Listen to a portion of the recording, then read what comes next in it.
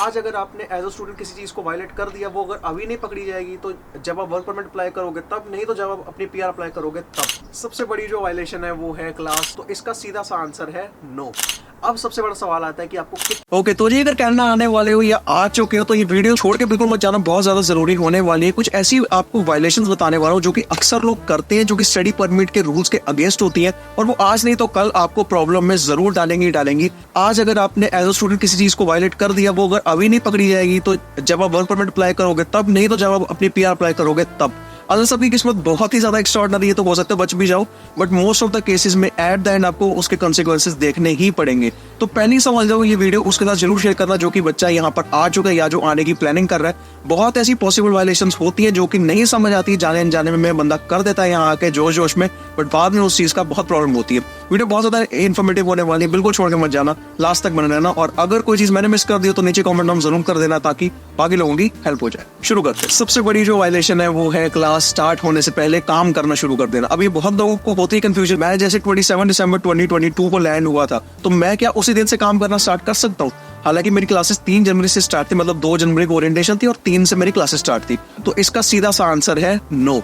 आप classes start होने से पहले काम करना शुरू नहीं कर सकते। ये रूल्स के अगेंस्ट है और ये one of the biggest violations होती है। अगर आप कहीं भी पकड़े जाते हो या मान लो पकड़े नहीं भी जाते हो, जब आप अपना वर्क परमिट अप्लाई करोगे उस टाइम पे पूरी आपकी लॉग बुक निकलती है, उसके अंदर सब कुछ मेंशन होता है इन डिटेल, आपने कितना काम किया, कहाँ काम किया, और मतलब आपने कैसे कैसे काम किए हुए हैं, कि आप रूल्स के ओवर तो नहीं जा रहे हो, आवर्स आपने ओवर तो नहीं किए, ओवर टाइम तो नहीं किया। बहुत सारी जो एक एक चीज होती है वो उनके पास मेंशन होती है। लोगों को ये लगता है कि हम जैसे मर्जी काम कर लें, कैश पे कर लें या ओवर टाइम कर लें। जो एजेंसीज है उनको पता नहीं लगता, but it's not true. Agencies को एक एक चीज पता, बस वो टाइम आने पे एकदम बड़े वाला एकदम धमाका करते हैं जब आपका वर्क परमिट या आपकी पीआर की फाइल रिजेक्ट हो जाती है। तो अगर अपनी जो फाइल्स हैं उनको रिजेक्ट नहीं करवाना चाहते तो उसके लिए बड़ी बेसिक सी चीज है आपकी, जिस दिन से क्लासेस स्टार्ट है उस दिन से आप काम करना शुरू कर सकते हो। आपके पास अगर जॉब पहले से है तो अपने एम्प्लॉयर को बोल के रख सकते हो कि मेरी सो एंड सो डेट को मेरी क्लासेस स्टार्ट है और उस दिन से मैं काम करना स्टार्ट कर सकता हूँ। Then you will be safe for future also. सिर्फ अभी का मत सोचो, अगर अभी आपने एक वीक वो एक्स्ट्रा काम कर लिया तो उससे मुझे कितना ही फायदा होता, $500, $600, मैक्सिमम $1000। अगर कहीं ओवर टाइम कर रहे हो तो $1200। बट वो जो चीज़ है वो आपको लॉन्ग रन में आपके वर्क परमिट पे अगर वो चीज़ इफेक्ट डाल दे तो वो चीज़ बिल्कुल सही नहीं है। अब चलो ये तो अच्छी बात है कि आपने क्लासेस शुरू होने से पहले काम नहीं किया अपना शुरू, और लकीली आपकी क्लासेस भी स्टार्ट हो चुकी है और आपको जॉब मिल चुकी है। अब सबसे बड़ा सवाल आता है कि आपको कितने घंटे काम करना है। अब जो पहले रूल्स आए थे और उसके पहले जो रूल्स थे बहुत सारी चीज़ उसके अंदर कई लोगों के लिए मतलब कंफ्यूजिंग सी हो गई थी। अब बेसिक रूल क्या होता था कि आपको 20 घंटे से ज़्यादा काम नहीं करना पर वीक। बट उसके बाद एक रूल आया, वो एक पायलट प्रोग्राम की तरह था कि 7 अक्टूबर 2022 के पहले अगर आपकी फाइल लगी थी IRCC में स्टडी वीज़ा के लिए तो आप एलिजिबल थे 40 घंटे काम करने के लिए। बट इनिशियली ये जो रूल था ये था सिर्फ एप्लीकेबल दिसंबर 23 तक, बट आज से 4 महीने पहले इस रूल को एक्सटेंड करके 30 अप्रैल 2024 तक कर दिया गया था, यानी 4 महीने एक्सटेंड कर दिया गया था। तो उस रूल के अंडर भी जो लोग आ रहे थे, जो मतलब पहले आए थे वो लोग भी इसी के अंडर आ गए थे। बट अगर आप 40 के भी ऊपर जा रहे हो तो सीधा सीधा सवाल ये खड़ा होता है कि अगर आपने 40 घंटा काम ही कर लिया या मतलब 40 से ऊपर काम ही कर लिया तो आपने पढ़ाई कब की है? सीधा सीधा पॉइंट ये है क्योंकि जब हम अपनी SOP लिखते हैं उसके अंदर क्लियरली हमने मेंशन करना होता है कि हम वहाँ पे भाई पढ़ने के लिए जा रहे हैं, हम काम धंधा करने नहीं जा रहे। तो बहुत सारे बच्चे ये करते हैं कि 40 घंटे से ऊपर 50 घंटे 60 घंटे काम कर रहे होते हैं, तो वो चीज सही नहीं है। सेम अगेन वही चीज है, अभी नहीं तो बाद में आपको वो चीज प्रॉब्लम जरूर डालेगी, क्योंकि लॉग बुक जो है IRCC के पास हर बच्चे की होती है, उसके अंदर डिटेल में सब कुछ मेंशन होता है, आपने कितना किया काम, कहाँ किया, कितने से कितने किया, क्लासेस तो नहीं छोड़ी, A to Z सब कुछ डिटेल उनके पास होती है। तो अभी के लिए इस चीज से थोड़ा सा बच के चला करो, जो प्रिस्क्राइब लिमिट है उससे ज्यादा काम नहीं किया करो। मैं अगर अपना एग्जांपल दूं, 30 अप्रैल तक मैंने आपको जैसे बताया कि 40 घंटे की लिमिट में मैं आ रहा हूँ, बट मेरा उसके बाद कोर्स खत्म है तो मेरा जो कंप्लीशन लेटर है वो 8 मई के अराउंड आना है। तो वो जो 30 अप्रैल से 8 मई है, क्योंकि रूल एक्सटेंडेड नहीं है तो मैं उस टाइम पे 20 घंटे से ज्यादा काम नहीं कर सकता। अब जैसे कुछ लोग होते हैं यार एक हफ्ता भी क्यों ऐसा छोड़ना है ना, पैसे मिल जाएंगे राइट, बट अगर आपको एक हफ्ता $500-600 जो कि मतलब बेसिक सा ही आपका अगर लॉस होता है अगर आप फुल टाइम काम नहीं करते हो तो वो कोई ज्यादा आपको इम्पैक्ट नहीं डालेगा। बट अगर वर्क परमिट रिजेक्ट हो गया तो आपको बहुत बड़ा वो चीज का आपको इम्पैक्ट डल जाएगा, आपके पास कोई स्टेटस ही नहीं बचेगा कनाडा में रहने का। तो जी अब आपने अपनी क्लासेस शुरू होने से पहले काम नहीं किया, ये बहुत ही अच्छी चीज है, बट उसके बाद भी क्या आपने अपनी क्लासेस को अटेंड किया? क्योंकि यहाँ बहुत सारे ऐसे बच्चे होते हैं जो कि काम के चक्कर में अपनी क्लासेस को है जो मिस कर देते हैं या उनको एकदम बिल्कुल साइडलाइन कर देते हैं।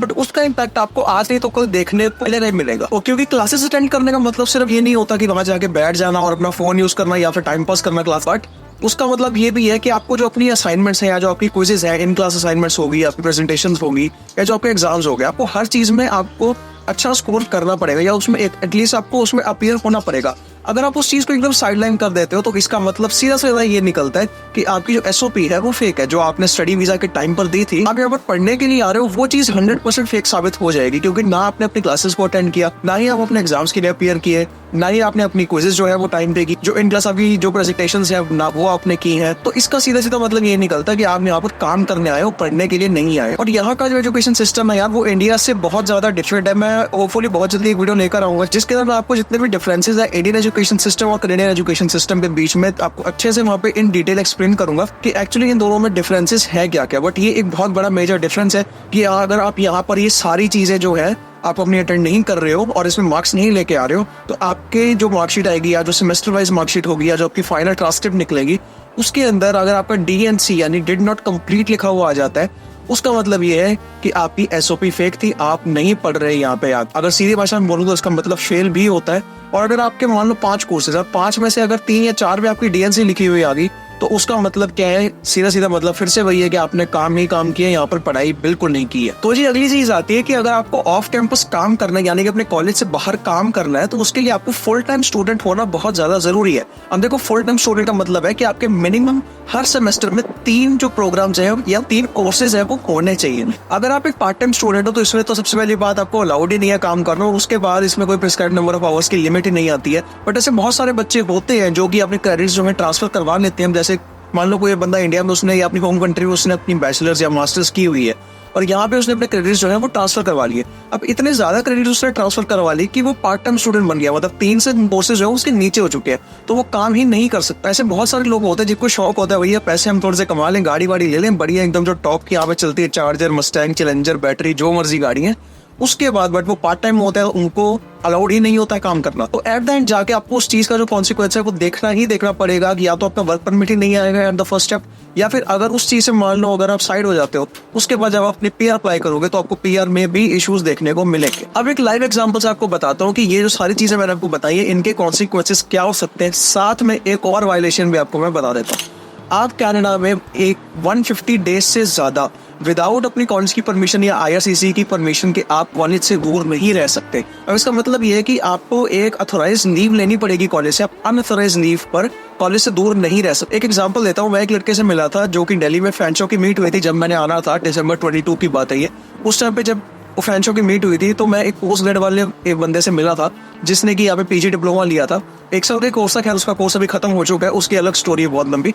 उसके कुछ फैमिली इमरजेंसी की वजह से उसको इंडिया जाना पड़ गया और वो मोर देन 5-6 मंथ्स वो यहाँ पर नहीं था, और उसके टाइम पे कॉलेज को भी नहीं मालूम था कि वो कहाँ पे है, क्योंकि ना वो एग्जाम्स में जा रहा है, ना ही उसकी कोई क्विजेज आ रही थी। मतलब थोड़ी सी क्विजेस तो उसने अपने फ्रेंड को बोल के करवाई थी, बट उसके बाद ये सारी चीजें जो है वो 100% उसकी फुलफिल नहीं हुई थी और उस पर DNC लिखा हुआ आ गया था।